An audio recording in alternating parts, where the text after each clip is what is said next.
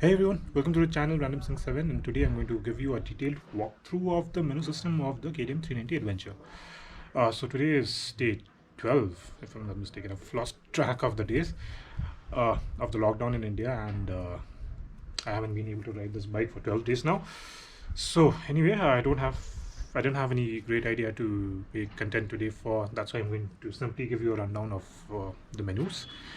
If you like what I'm making the content of the channel, please consider subscribing to it. It does support me, helps me grow. And yeah, let's just quickly go through the menu of the KTM 390 Adventure. Let's go ahead. Hey guys, so this is the console. Let's switch it on. There we go.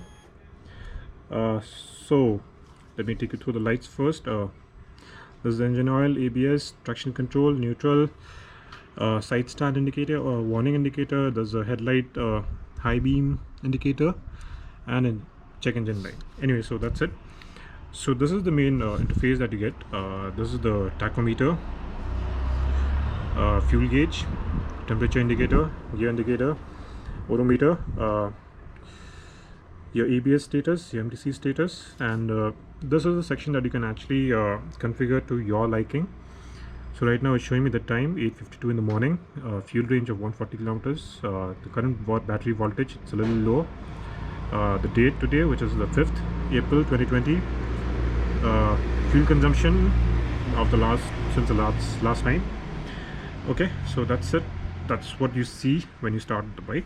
Anyway, now to operate the bike, these are the four main buttons. The set button is how you access the menu and go inside a particular item. Up and down to navigate, and back is how you go back.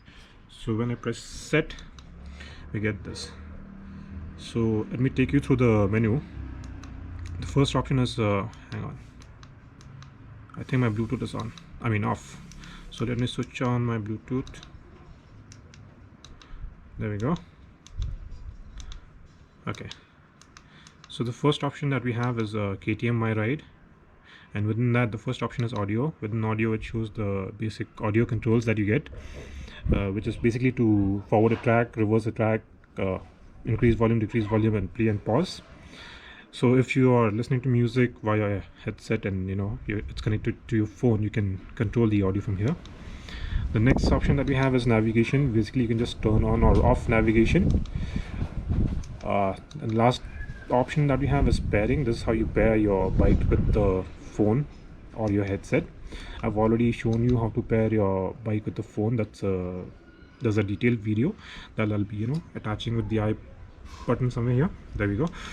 And that's it. That are the options that we have within the KTM My Ride.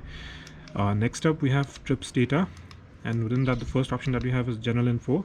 Within the general info it shows the date, the odo, and the battery status or the battery voltage. Right now it's showing as 12.1 volt, so it's a little low. Trip 1, this is the trip that was probably reset at the company. It's still at 43, so it's the same as the odo. Trip 2 is when I had actually taken it out of the showroom. I had reset it, so that's 22 kilometers. And warning is any current warning that is on the motorcycle. So right now we have a side stand indicator because the side stand is down. So this is what is there within trips data. Next up we have motorcycle. Motorcycle, the first option that we have is traction control. We can just switch on and off traction control.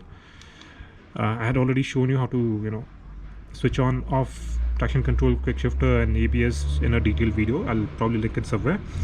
Next up, ABS, road and off-road ABS. These are two modes that we can select, and quick shifter we can either switch on or off. So it's on right now.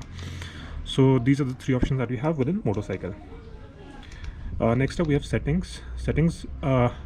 So remember, this particular set of data we can change and customize this with the favorites here.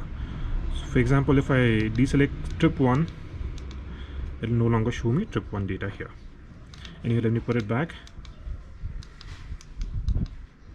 Favorites, trip 1, I'll select that. So this is how you select the different information that you want to see immediately on your console, and you can select, deselect. There are options like phone signal and phone battery as well.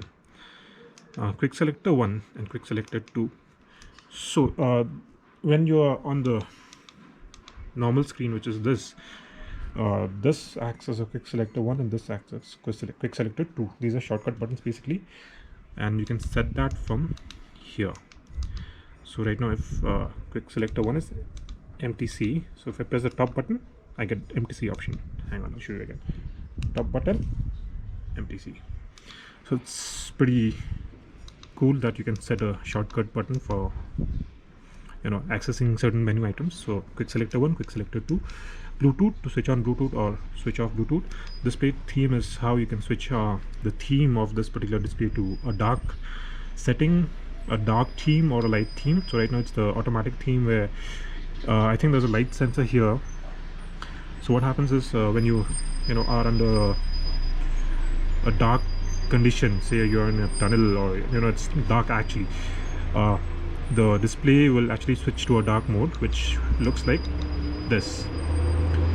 And you can, okay, there's a car going by, hang on, or maybe it's not picking up. Automatic is when it'll start looking for the meter here and try to gauge. There we go. Shift light is something that I don't have access to because my bike hasn't done completed 1000 kilometers. And clock date is how you can set the date and the time. This is perfect for me now, so I don't need to fiddle with it. Next step is units, where the distance you can show in kilometers or miles, and fuel consumption you can show it in kilometer per liter or liter per 100 kilometer. Different options you have there. Language is English, obviously. Service is the next due service. So I have about 957 kilometers left before I can service my bike. And extra functions shows you, I'm not sure about this MTC here because we already have, but I don't think I have access to it since I haven't completed 1000 kilometers. But cornering ABS also is something that you can switch on and off, I guess, which is something that I don't have access to. Maybe after I complete 1000 kilometers I can show you. So that's it. That's a detailed walkthrough of the entire menu system of the KTM 390 Adventure. Hey, so yeah, that was the detailed walkthrough of the entire menu system, and I don't have access to certain functions or features right now because the bike hasn't completed 1000 kilometers. I could probably make another video after the bike has completed 1000 kilometers and tell you guys what extra features we get access to post 1000 kilometers. So anyway, that is pretty much it. That's pretty much it for today. And if you do like what I'm making, the videos, the content within the channel, please consider subscribing. And yeah, that's it. Stay safe, stay inside, and let's hope it gets over soon. Bye bye.